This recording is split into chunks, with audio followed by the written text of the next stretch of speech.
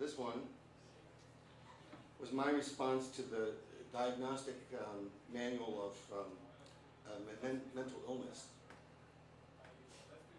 which is called DSM. Actually, the latest one is called DSM 4. So this poem is called DSM Forever. Because I'm afraid, you would say I'm anxious, or even worse, that I have a case of anxiety. But I'm afraid, just afraid, because I have no one to talk to. Because I'm discouraged, you would say I'm depressed, or even worse, that I have a case of depression. But I'm discouraged, just discouraged, because I tried so hard and nobody noticed. Because I'm distracted, you would say I'm inattentive, or even worse, I have a case of attention deficit. But I'm distracted, just distracted, because everyone is shouting for my attention and nobody cares about me.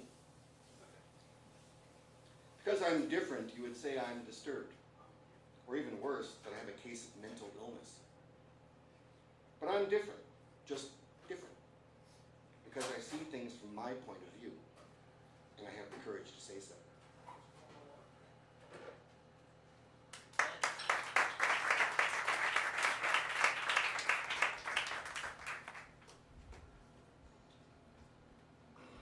That's not what I'm going to read. Oh, yeah, sure will. This one's called Water and Stone. I'm water and stone, ocean and earth, blood and bone for what it's worth. I'm crimson and green, violet and yellow, hidden and seen, playful fellow. I'm fuzzy and fine, crazy and calm, forest and pine, desert and calm. Life and death and flowers and spring, the baby's breath and the scorpion's sting. I am the cut and the blade that makes it, the muscle and gut, and the one who takes it. Your dearest friend and oldest lover until the end when the play is over. Spark and a kiss, unreal and true. All of this I am for you. Thank you. This one's the title poem called For the Love of Gravity. Amidst dust and stars, spinning, swirling in the dark, a nuclear flame is kindled, and a light sparks the heavens. Light years from here, far away from me, yet the universe and I are here, and now, and one. An explosion so powerful that space-time came into being, uncounted discrete masses pulling on each other's tail. Planets orbiting stars, stars orbiting galaxies, clusters of galaxies dancing across the vast empty floor of space.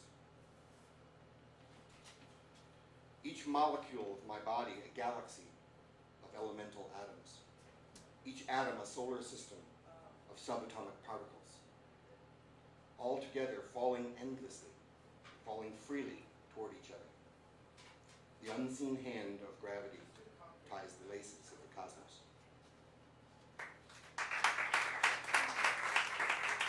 Thank you. There's one more I wanted to read before I get to the new one. Big Bang. About 14 billion years ago, there was a Big Bang. Something appeared from nothing, and the universe kicked into existence. No one knows where it came from. No one knows how it happened. I don't know what it means, or where it's going. A moment ago, I had a thought. Something appeared from nothing, and a whole new thought emerged in my mind. No one knows where it came from. No one knows how it happened.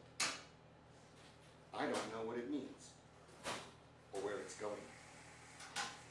True creation, the ingression of novelty, isn't caused, it just happens. It happens more often than you think. By studying energy and motion, light and dark matter, we may come to know what the universe is. But why is a more interesting question.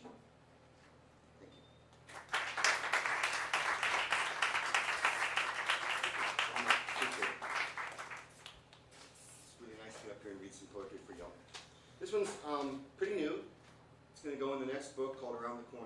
were poems that were too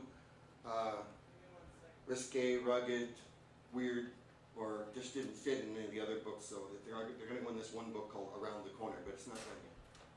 This particular one is called The Beauty.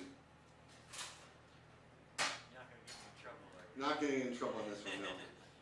Scott had that worried look on his face because there are a couple of poems that I've read here at the open mic, which I had to summon up all the courage I had right from the bottoms of my feet clear to the top of my head just to read the poems in a public forum. And he was worried I was going to read one of those.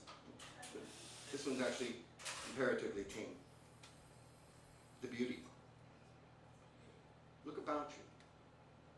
Do you not see the beauty? The first light of dawn and the last glimpse of twilight. The deep, dark blackness of a twig moistened by the rain. The tough, spotted surface of the sidewalk in an old part of town. The top of a leaf is a different green than the green that is underneath. And can you imagine the shiny reddish brown of the earthworms in the roots below? The tears of a young child glisten as they run down his cheek, and his hair smells fresh and sweet as he falls asleep in your lap. The world out my back door is filled by the clicks and whistles of living things I only occasionally have the honor of seeing directly. My aunt's skin is dry and wrinkled. The white page is smooth and spotless. The world itself is changing, always, though not as quickly as I am. In the sky, there are more shades of blue than I could ever count or name. From within my sadness, a voice is asking, do you not see the beauty?